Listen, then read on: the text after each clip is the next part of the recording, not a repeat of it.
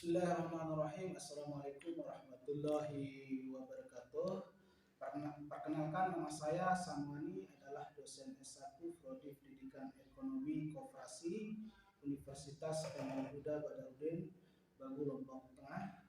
Pada kesempatan ini saya akan menjelaskan salah satu modul pembelajaran mata kuliah yang saya ampu, yaitu Ekonomi Syariah, di mana mata kuliah Ekonomi Syariah ini adalah salah satu mata kuliah wajib yang didapatkan pada semester ganjil dengan jumlah 2 SKS teori, 1 SKS praktikum.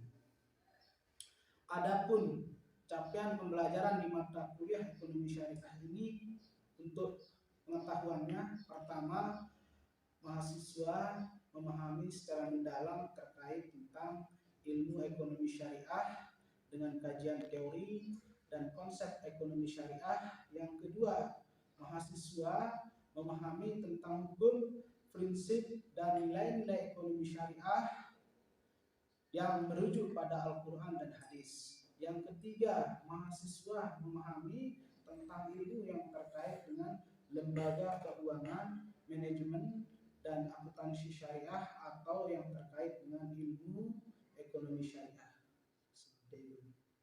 Sedangkan untuk keterampilannya adalah mahasiswa mampu mengaplikasikan teori ilmu ekonomi syariah, khususnya yang berkaitan dengan lembaga keuangan, manajemen, akuntansi, dan ekonomi syariah. Yang kedua, mahasiswa mampu mengaplikasikan dan memanfaatkan iptek di bidang muamalah yang berkaitan dengan pengelolaan serta pengembangan lembaga ekonomi berbasis syariah.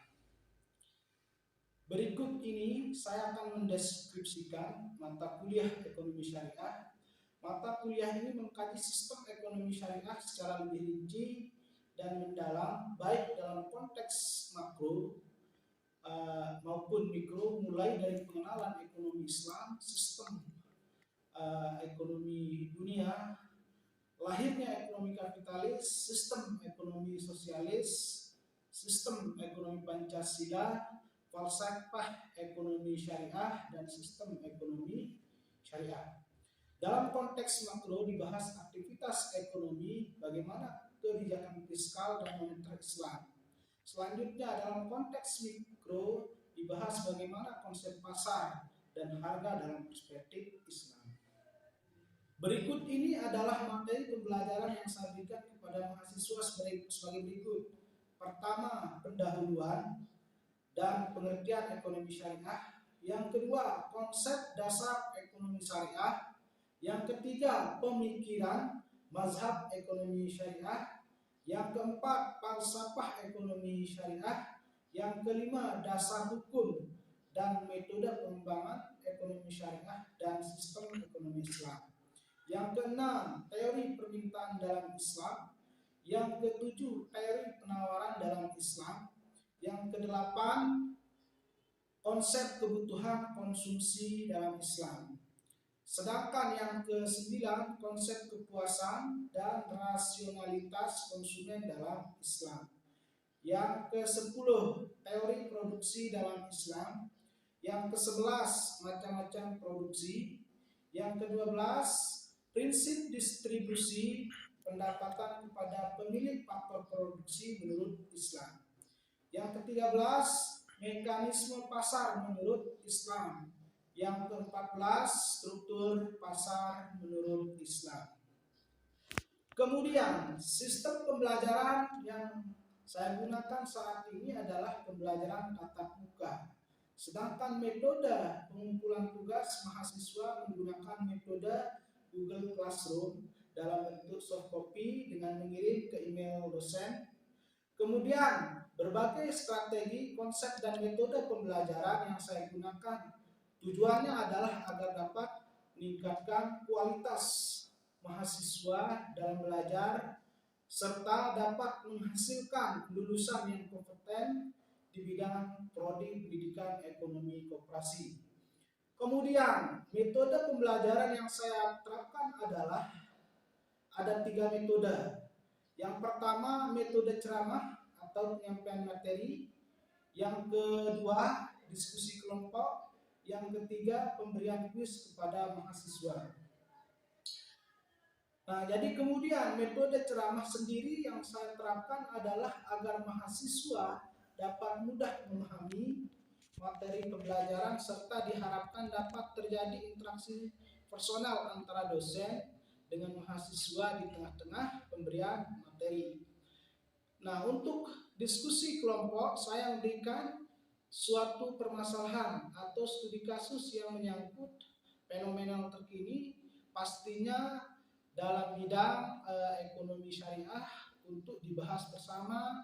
Tujuannya diskusi ini adalah agar mahasiswa dapat bertukar pikiran, memberikan solusi, serta dapat memecahkan suatu permasalahan dengan harapan bahwa semua mahasiswa dapat lebih aktif dan lagi bertukar pikiran serta menyumbangkan ide-ide kreatif, logis, dan saling menghargai pendapat orang lain. Sedangkan pemberian kuis yang menjadi alternatif yang saya gunakan agar bisa digunakan untuk memberikan penilaian kepada mahasiswa. Nah, jadi metode kuis ini memicu mahasiswa agar antusias dan lebih serius dalam proses belajar mengajar serta teknis. Metode ini bisa digunakan apabila proses perkuliahan hampir selesai. Metode ini berfungsi sebagai review atas materi perkuliahan yang disampaikan sebelumnya. Untuk mempermudah penyampaian materi, saya selalu mempersiapkan diri, menyiapkan bahan ajar berupa slide presentasi, buku ajar atau handbook yang sesuai dengan RPS yang saya gunakan. Kemudian dalam kegiatan praktikum, saya selalu menyiapkan buku penuntun praktikum agar menuntun mahasiswa dalam mengelola praktikum ekonomi syariah. Sedangkan sistem penilaian saya menggunakan teori itu 60%, sedangkan untuk praktikum itu adalah dengan bobot 40%. Nah, untuk sistem penilaian teori itu di mana 10% itu adalah aktivitas keaktifan mahasiswa di dalam kelas. Kemudian 20% adalah tugas dan diskusi. Kemudian 30% adalah UTS, sedangkan 40% adalah UAS. Berikut ini adalah saya tampilkan video proses pembelajaran mata kuliah ekonomi syariah dan kita saksikan video berikut ini. Baik, bismillahirrahmanirrahim. Assalamualaikum warahmatullahi wabarakatuh. Waalaikumsalam warahmatullahi wabarakatuh. Salam sejahtera buat kita semua. Semoga kita dalam kondisi sehat walafiat. Di pertemuan yang kedua ini saya akan mencoba membahas terkait tentang konsep dasar ekonomi syariah. Nah, jadi konsep dasar ekonomi syariah adalah mengacu kepada prinsip syariah yang menjadi pedoman masyarakat dalam kehidupan sehari-hari, baik dalam aktivitas ekonomi maupun pembangunan, serta masyarakat sudah semestinya merujuk kepada hukum Islam. Karena hukum Islam ini yang menjadi konsep dasar, pedoman, acuan, dan dasar hukum manusia setiap melakukan aktivitas bermuamalah ekonomi maupun pembangunan. Nah, itulah sebabnya Islam sebagai agama merupakan konsep yang mengatur kehidupan manusia secara komprehensif dan universal, baik dalam hubungan dengan Sang Pencipta yaitu hablum minallah, maupun dalam hubungan sama manusia yaitu hablum minan nas. Nah, jadi bagaimana kita menjaga hubungan baik kita dengan Allah? Tentu dengan cara kita melaksanakan segala perintahnya. Dan tentu bagaimana cara kita menjaga hubungan baik kita sama manusia? Kita pererat hubungan silaturahmi kita. Itu penjelasan dari konsep dasar ekonomi syariah. Kita lanjutkan ke slide yang kedua, yaitu ada 4 pilar pokok dalam ajaran Islam, yaitu pertama akidah. Nah, jadi akidah adalah sebagai komponen ajaran Islam yang mengatur tentang keyakinan atas keberadaan, kekuasaan Allah, sehingga harus menjadi keimanan seorang muslim manakala melakukan berbagai aktivitas di muka bumi semata-mata untuk mendapatkan keridhaan Allah ya, sebagai khilafah yang mendapat amanah dari Allah. Tentu ketika seorang muslim hendak melakukan kegiatan ekonomi, ia akan memastikan bahwa apa yang dilakukan itu tidak dilarang oleh syariat. Jadi hukum Islam, kegiatan ekonomi adalah boleh selama tidak ada larangannya. Nah, jadi tauhid yang kuat akan mendasari seorang muslim untuk bermuamalah hanya kepada hal-hal yang dibolehkan saja. Artinya, jadi kita setiap muslim yang punya keyakinan ajaran Islam, yaitu tentu pedoman kita, dasar hukum kita adalah Al-Quran dan Sunnah. Kita tidak akan melakukan aktivitas yang tidak sesuai dengan ajaran kita. Nah, jadi apa yang dilarang oleh agama kita tinggalkan, apa yang menjadi perintahnya kita jalankan. Nah, jadi pilar yang kedua adalah syariah, komponen ajaran Islam yang mengatur tentang kehidupan seorang muslim, baik dalam bidang ibadah atau hablum minallah maupun dalam bidang muamalah atau hablum minanas, yang merupakan aktualisasi dari akidah yang menjadi keyakinan. Sedangkan muamalah sendiri meliputi berbagai macam kehidupan, antara lain yang menyangkut tentang ekonomi, politik, harta dan perniagaan, serta muamalah maliyah. Nah, jadi bagaimana hablum minallah, kita menjaga hubungan baik kita dengan Allah dengan cara menjalankan seperti yang kami sampaikan, menjalankan segala perintahnya dan meninggalkan segala larangannya ya. Nah, jadi bagaimana hablum minallah, hablum minannasnya itu ya, kita menjaga hubungan baik kita sama manusia, kita tak erat ya, dalam kehidupan sehari-hari kita saling membantu ya. Nah, jadi seperti itulah cara kita menjaga hubungan baik kita sesama manusia. Nah, jadi di dalam Islam sudah jelas ya bahwa hablum minallah itu sebagaimana tugas dan fungsi manusia itu, wa ma khalaqtul jinna wal insa illa liya'budun. Hablum minallah adalah menjaga hubungan kita dengan Allah, menjalankan bagaimana segala perintahnya, yaitu seperti kewajiban kita untuk sholat, berpuasa, haji, termasuk mengeluarkan zakat. Ini adalah salah satu cara kita menjaga segala bentuk perintah Allah Subhanahu wa taala. Jadi di setiap aktivitas keseharian kita seperti sholat, puasa, haji, zakat, itu cara kita menjaga hubungan kita dengan Allah. Sedang mengenai yang tentu bagaimana kita saling tolong-menolong ya. Di dalam Al-Quran sudah jelas bagaimana perintah Allah, wa ta'awanu 'alal birri wat taqwa wa ta'awanu 'alal ismi wal 'udwan. Saling tolong-menolonglah kamu dalam hal kebaikan dan jangan saling tolong-menolong dalam hal berbuat dosa. Ini adalah menjadi perintah di dalam ajaran kita dan Islam, bahwa jangan sampai kita sebagai manusia tidak mempedulikan sesama, yaitu membiarkan saudara kita kelaparan, membiarkan saudara kita dalam kemiskinan. Ketika kita punya kelebihan harta, ya itu kita harus berbagi. Makanya di dalam perintah mengeluarkan zakat itu yang dicontohkan oleh Nabi Muhammad SAW ya, di zaman dahulu pada saat beliau, zakat ini adalah salah satu cara memberantas yang namanya kemiskinan dan memberikan kepada kelompok yang berhak menerima zakat sedekah itu. Kita lanjutkan ke pilar yang ketiga, yaitu akhlak ya. Jadi akhlak adalah landasan perilaku dan kepribadian yang mencirikan dirinya sebagai seorang muslim yang taat berdasarkan syariah dan akidah yang menjadi pedoman hidup ya. Sehingga disebut memiliki akhlakul karimah, sebagaimana hadis Nabi yang menyatakan, yang artinya tidaklah sekira aku diutus kecuali untuk menjadi akhlakul karimah. Jadi beliau adalah sebuah contoh yang harus kita pedomani, yang harus kita ikuti, yang harus kita contohi. Bagaimana beliau menjaga akhlaknya. Nah, jadi artinya akhlak sebagai sistem nilai etika yang menggambarkan arah dan tujuan yang hendak dicapai oleh agama.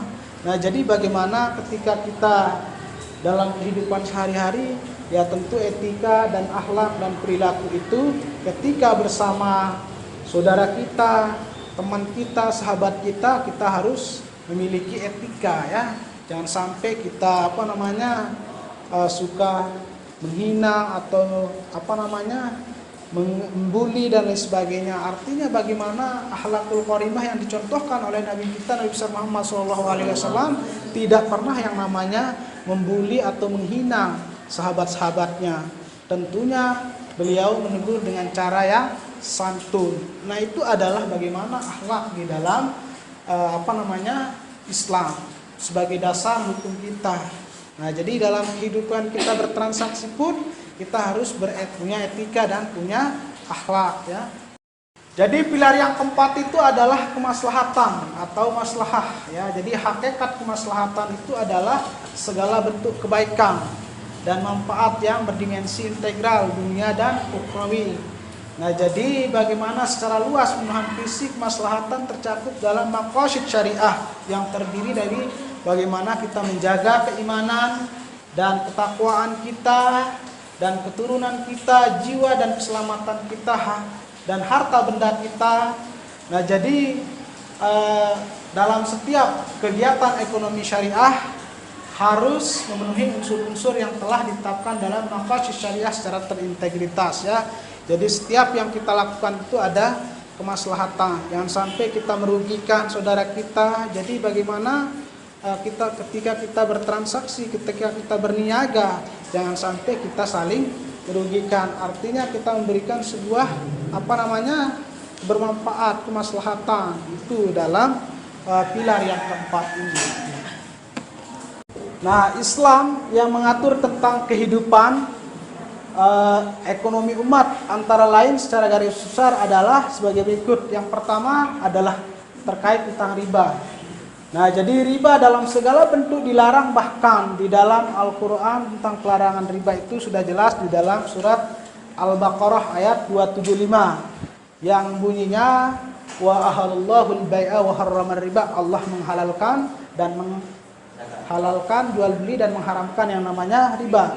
Nah, jadi pelarangan riba itu bukan hanya terdapat di dalam ajaran Islam, akan tetapi juga terdapat di dalam ajaran Kristen, di mana ajaran Kristen menekankan bahwa tidak menghendaki yang namanya aktivitas atau praktek yang namanya riba ya. Nah, jadi yang ketiga yaitu adalah apakah bunga bank termasuk riba atau bukan.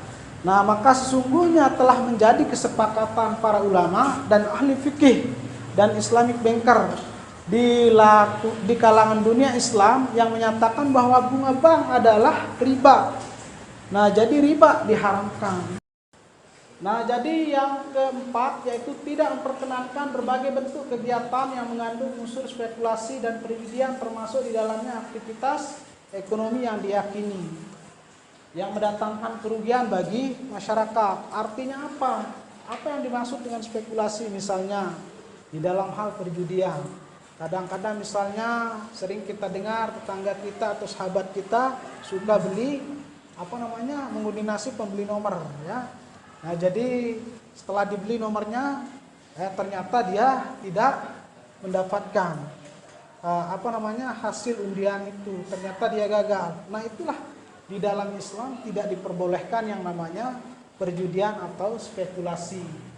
Nah, yang kelima yaitu harta harus berputar ya, diniagakan sehingga tidak boleh bahwa hanya berpusat pada segelintir orang, dan Allah sangat tidak menyukai orang-orang yang menimbun harta. Artinya apa? Di dalam Islam kita diberikan kebebasan untuk beraktivitas mencari karunia Allah seluas-luasnya, tetapi ketika kita sudah punya kewajiban mengeluarkan zakat, maka wajib hukumnya kita keluarkan, baik dalam bentuk infak, sedekah maupun yang lainnya untuk kepentingan saudara-saudara kita yang sangat membutuhkan. Jangan sampai saudara-saudara kita terlantarkan, anak yatim kita tidak berikan makan. Artinya bagaimana kita punya kelebihan harta itu kita salurkan, kita bantu kepada saudara-saudara kita yang sangat membutuhkan.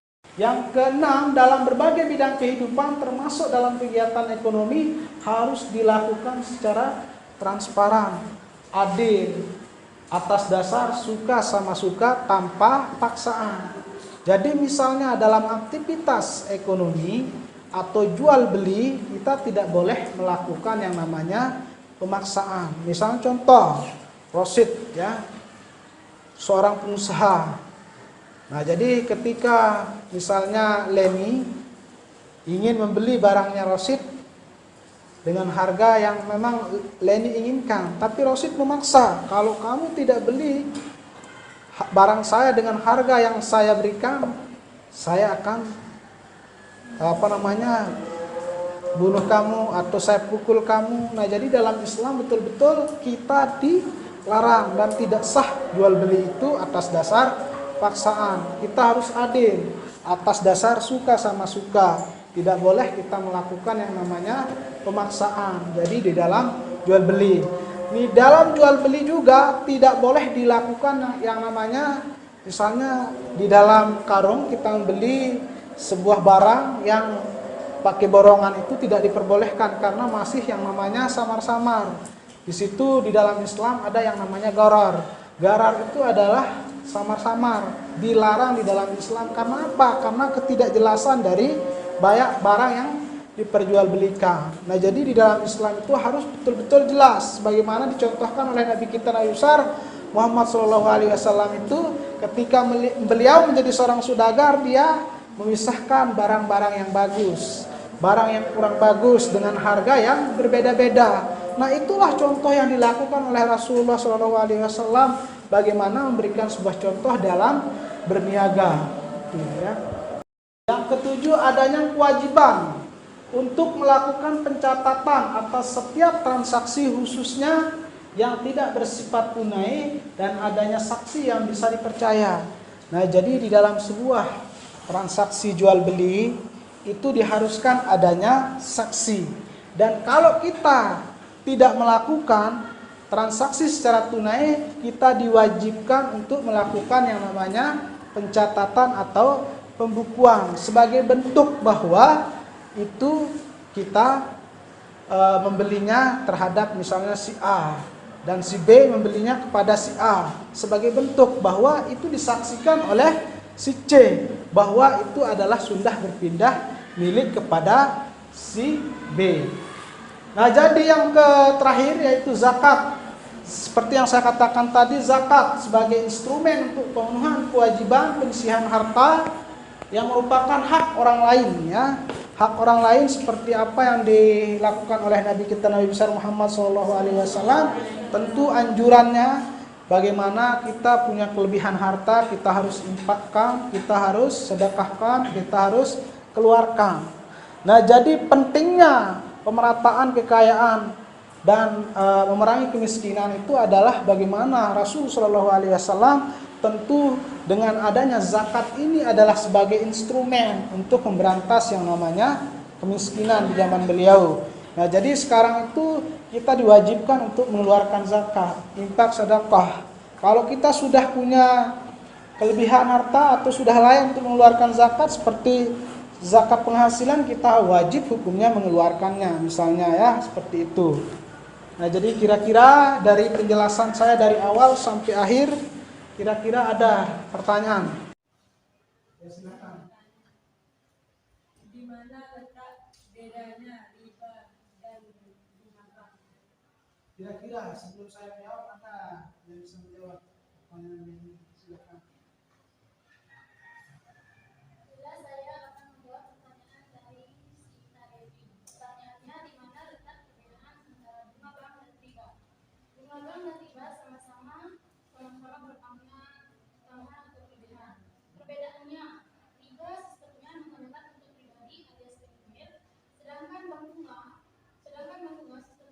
Membantu masyarakat dengan keuntungan yang bagi hasil kepada nasabah.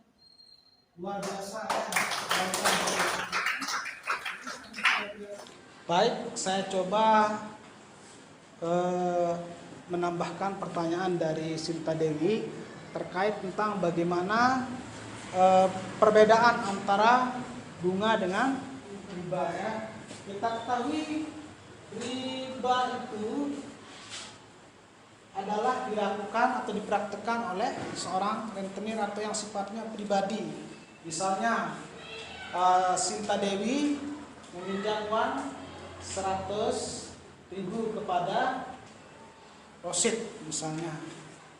Nah, pada saat pengembalian uang itu, Rosid meminta ya kepada Leni supaya uang yang 100.000 ini dikembalikan dengan jumlah 120.000.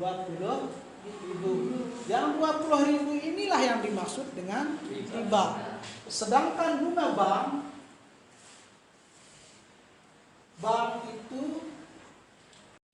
itu dipraktekkan biasanya oleh lembaga-lembaga keuangan konvensional, di mana lembaga konvensional itu adalah memberikan sebuah pinjaman kepada misalnya Yasirur Rahman meminjam 1 juta kepada bank ya, dengan angsuran 2 bulan. Dengan angsuran 2 bulan dan akan dikembalikan sejumlah beserta bunganya 1.300.000. Nah, yang 300.000 itulah yang dimaksud dengan bunga bank dan itu akan diangsur selama 2 bulan. Kalau 1.300.000 dibagi 2 berapa? 650. Itu akan diangsur selama 2 bulan. Jadi bunganya berapa bunganya? Bunganya adalah 300.000. Nah, jadi bagaimana solusinya? Ya, itu menghindari yang namanya praktik riba itu. Hadirnya lembaga keuangan syariah sebagai alternatif untuk memberantas yang namanya bunga itu. Bagaimana caranya? Nah, jadi ada yang namanya lembaga keuangan syariah yang berbasis bagi hasil ya, bagi hasil itu. Nah, salah satu caranya adalah bagaimana? Ya, tentu misalnya dalam bagi hasil itu lembaga keuangan syariah memberikan sebuah pinjaman modal misalnya 1 juta. Misalnya Rosid meminjam mengajukan pembiayaan kepada lembaga keuangan syariah. Rosid punya usaha, punya bisnis. Pak, saya punya bisnis, saya punya usaha, saya punya keuntungan setiap hari rata-rata itu 100.000. Baik, kasih untuk penambah modalnya saya kasih kamu 1 juta. Dan perlu di sini kita sepakati bersama. Nah, jadi di dalam konsep syariah itu adalah kita harus sepakati persentasenya. Misalnya Rosid diberikan keuntungan 50%, lembaga keuangan itu 55%. Nah, ini adalah persentasenya, konsep bagi hasil. Nah, ketika Rosid punya keuntungan 100.000, kalau 100.000 dikali 45% berapa? Berapa? 45.000. 45.000 didapatkan keuntungan oleh Rosid. Sedangkan lembaga keuangan mendapatkan keuntungan sebesar 55.000. Nah, jadi itulah besar kecilnya keuntungan yang didapatkan oleh Rosid, maka segitulah persentase keuntungan yang didapatkan. Nah, jadi dalam konsep syariah itu adalah ketika misalnya Rosid mengalami kerugian, ya tentu kita harus sama-sama menanggung kerugian itu. Itulah dalam konsep syariah. Jadi kalau kita sama-sama untung, ya sama-sama kita mendapatkan keuntungannya. Nah, jadi dalam konsep konvensional itu sudah jelas. Kita tidak mau kita dalam keadaan rugi, dalam keadaan itu mereka tidak mau tahu. Yang penting intinya kita bayar yang namanya bunga yang telah kita sepakati di awal. Itulah perbedaan dan cara kita untuk menghindari yang namanya konsep bunga itu. Nah, jadi praktek bunga ini perlu ya dihindarkan dengan cara bagaimana kita berhubungan dengan bank syariah sebagai alternatif untuk menghindari yang namanya riba itu.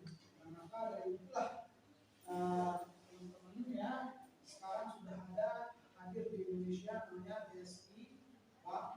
Indonesia ada lagi yang namanya baik itu Tanwir atau operasi-operasi yang bersifat syariah ya, sebagaimana otomatis kita menghindari yang namanya praktik riba ini.